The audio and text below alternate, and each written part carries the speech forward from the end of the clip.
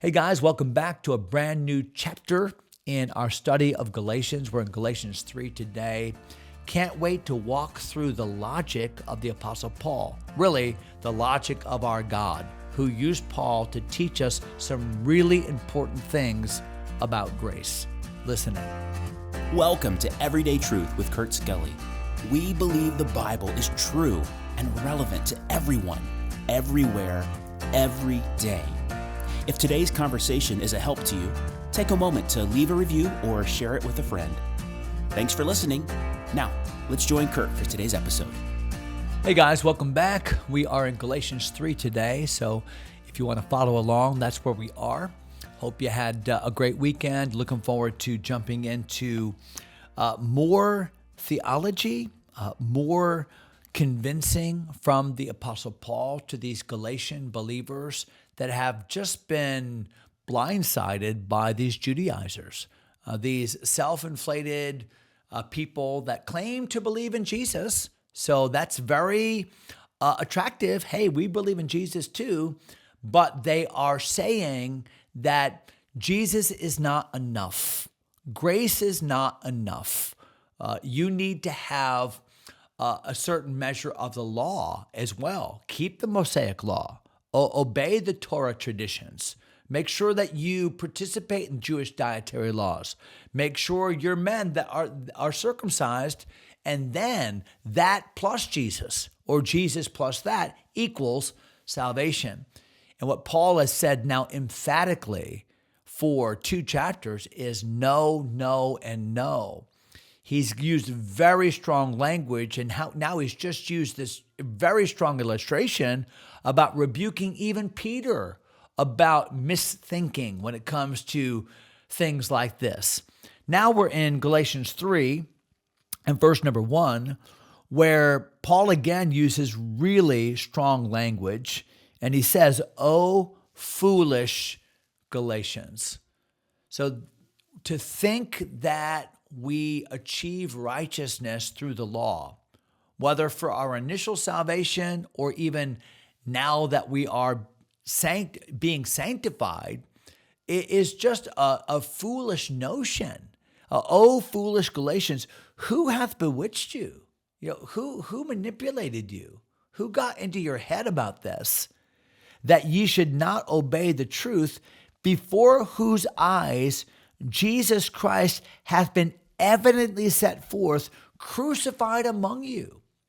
What does that mean? That means Paul said, you're acting foolishly in spite of the fact that I very clearly preached the unadulterated gospel to you.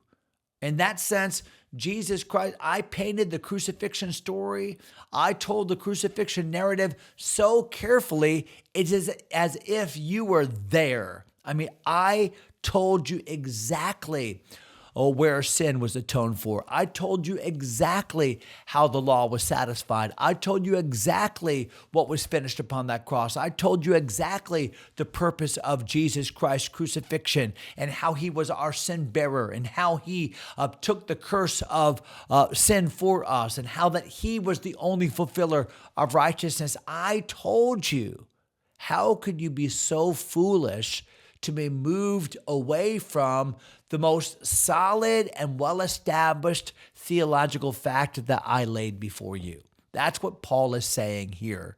I mean, I made this clear. I underscored this. I put it in large font. I put an exclamation point to it. I highlighted it.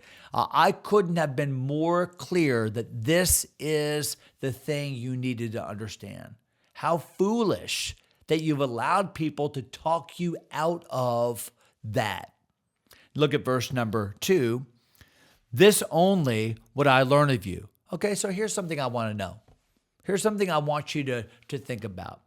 And this is very common in teaching back in those days. And I wish it were more common today, honestly.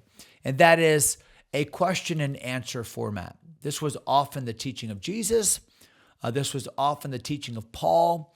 And understand that when there are questions that are posed, then there is introspection that is necessary. So if I just make a statement to you, then you can believe it or not believe it. But if I ask a question of you, well, now you have to think. Now you have to ask yourself, do I believe this? It's causing you to have kind of an internal conversation. And that's what Paul does here. This only would I learn of you. Received ye the Spirit by the works of the law or by the hearing of faith? So another way to say this would be, hey, how were you saved? How did you receive the Spirit? Because that's what happens when you get saved. You're receiving the Spirit of God. He indwells us at the moment of our salvation. So let me ask you a question. When you initially trusted Christ, when you received the Spirit, did you receive the Spirit because of some good works that you did? That you had finally done enough and your good outweighed your bad, or you had achieved perfection by the law's standards? Is that how you received the Spirit? Or was it by the hearing of faith? Was it because you heard the gospel message?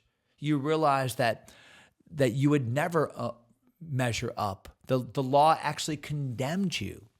You realized that Jesus crucified was your hope, that he took the penalty upon himself. He died the death that you should have died. He paid the price that you should have paid. And by faith, you believed that. You rested in that. You trusted him for that. So let me ask you a question. When you were saved, how were you saved? By the law or by grace? By the law or by faith, believing that grace was offered through Jesus alone? Which is it? Now, it's a rhetorical question because they know exactly how they were saved. They know that they weren't saved by the law. Everyone knows that. When he really thinks about it, they know that their only hope was grace and what Christ had done. And the point that Paul is making here is that, well, wait a minute, then why would you let someone talk you out of that?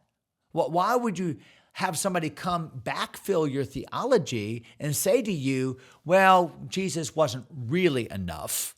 I mean, it's important that he died, and it's important that he's the Messiah, and he certainly did do the things that Paul said he did, but in addition to that, you better make sure that you keep the law, and you better make sure that you are circumcised, and you better make sure that, because it's Jesus plus what you can do to keep your salvation.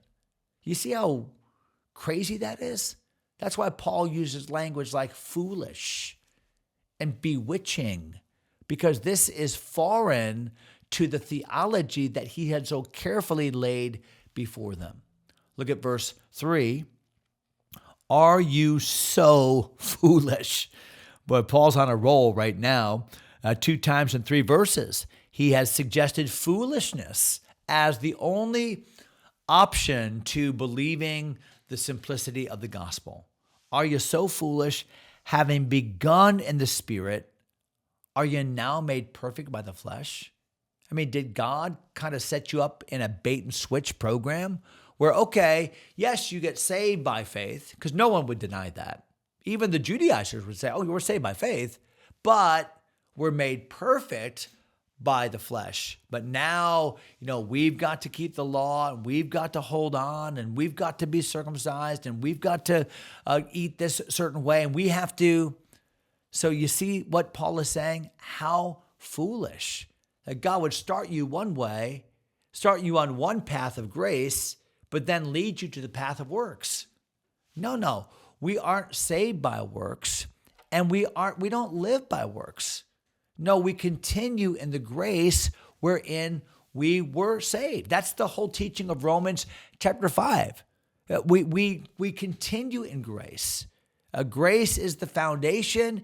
Grace is not just the diving board into the pool of God's will. It's the water itself. It's what we swim in. So the Bible teaches here in verse number 3 that we're foolish when we believe otherwise. In fact, verse number 4, have you suffered so many things in vain, if it be yet in vain? So what is Paul saying here? Have you suffered so many things in vain? Well, think about the experience of the Galatian believers. So especially those that were Jews, people like Timothy's mom, right? Eunice, or his grandma, Lois, and other Jews that had been saved. And what kind of persecution did they endure? Well, they received persecution from other Jews. So, wait a minute. What are you saying? That the law is not valid? Now, they weren't saying that the law is no longer necessary. And they were being persecuted and suffering for their faith because they had adhered to a grace-only salvation. And what Paul is saying is all that in vain? You've suffered for this. You've been ostracized for this. You've been cast out of the synagogue in some cases for this. And now these Judaizers are trying to convince you, you really don't really need to be cast out. You don't really need to be ostracized. These things you're suffering for are really unnecessary because works are important to curry the favor of God. Now, are works important? Yes, 1,000 times yes. And we'll talk about why works are important. But works are important as an indicator of true faith, not as a means by which we earn the favor of God. There's a big difference to that. So Paul is saying, you have suffered for your stand on grace alone, through faith alone, in Christ alone. You've suffered for that. Is that suffering in vain? Is this all for naught? If it be yet in vain. I'm not saying it is, said the Apostle Paul. I'm giving you this opportunity to learn. But understand what's at stake here. Now, verse number 5, and we'll actually close here, where it says, he therefore that ministers to you the Spirit. Who ministers the Spirit? Well, God does. And God used the instrumentality of Paul and Barnabas to preach that gospel. It's God that imparts his Spirit. Mankind can't do that. But he that ministered to the Spirit and worketh miracles among you, it's God that does miracles. Now, God used Paul, and we see that in those towns, like Antioch, of Pisidia, and Lystra. When they were in Galatia, God used Paul and Barnabas miraculously, but it was God ministering the Spirit, God doing miracles. And watch the verb tense. He that ministereth to the Spirit, he that worketh miracles among you. The God that's alive and well in your life, the God that did the things that you can't explain, that saved you, that gave you his Spirit, that worked these miracles among you, that God, did he do it by the works of the law or by the hearing of faith? How has God worked? Has he worked in response to how good we are? Or has he worked in response to our belief in how good he is? Has he worked because of what we have done? Or has he worked because of what he has done? And by faith, we have believed it. Well, what a question. When it comes down to it, works-based righteousness is all about me. And I get the glory.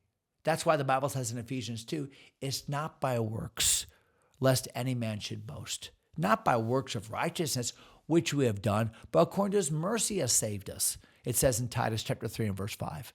No, man-made righteousness will always be insufficient.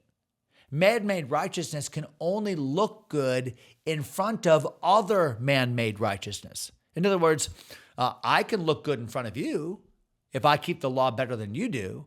But the fact is, the law has condemned us all. And next to the law, we are all dirty sinners.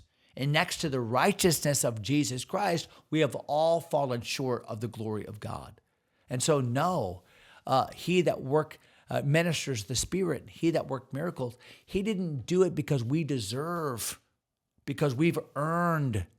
He did it because we believed in the one that did the work for us, who provided the grace to us. And that's how we were saved. And that's how we continue on in our salvation experience. So we'll come back to that thought next episode. We're out of time for today.